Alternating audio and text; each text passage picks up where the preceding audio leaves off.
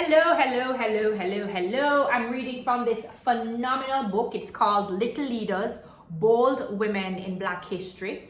And it's compiled by Vashti Harrison. Now, the story I'm going to read today is about Dr. Mae Jemmison, and I hope you can see Dr. Mae Jemmison or an image of Dr. Mae Jemmison. And Dr. Mae Jemmison was the first African-American woman astronaut. She was the first black woman in space. And since the Dragon just launched and is at the International Space Station, and we were talking about that so recently, I think this is a great story for us to read today. So Dr. Mae Jemmison, she was born in 1956, and she was an engineer, a physician, and, drum roll, she was an astronaut. As a child, Mae loved to read, especially books about science and astronomy. By the time she was in kindergarten, she knew she wanted to become a scientist. Do any of you know what you want to be? Does anybody want to be a scientist?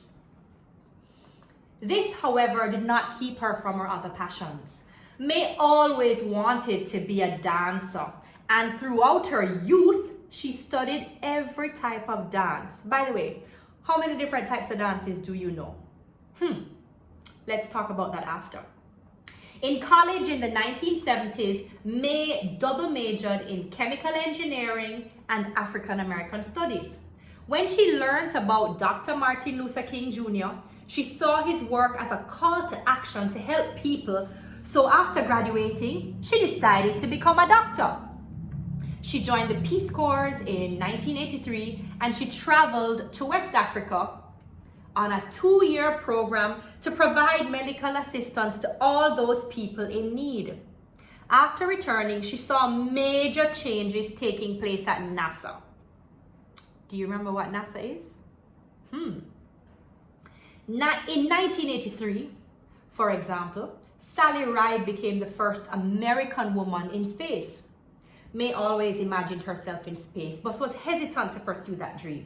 But it was seeing the actress Nichelle Nichols play Lieutenant Uhura in the TV show Star Trek that finally inspired her to apply to the space program. And in 1987, Mae became the first black woman in the astronaut training program. And a few years later, she flew into orbit as the first black woman in space. Oh my gosh.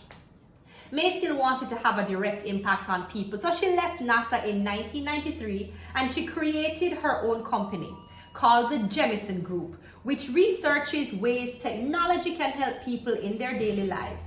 She also started the Dorothy Jemison Foundation for Excellence, which in 1994 launched the Earth We Share, a science camp for children. And that's my mom. She just came in to the video. She's gonna tell you hi, wave, hi.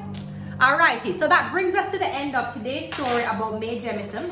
I want you guys to look at NASA, check out NASA, do some research on NASA, and find out more about the science camp that the Jemison Foundation offers.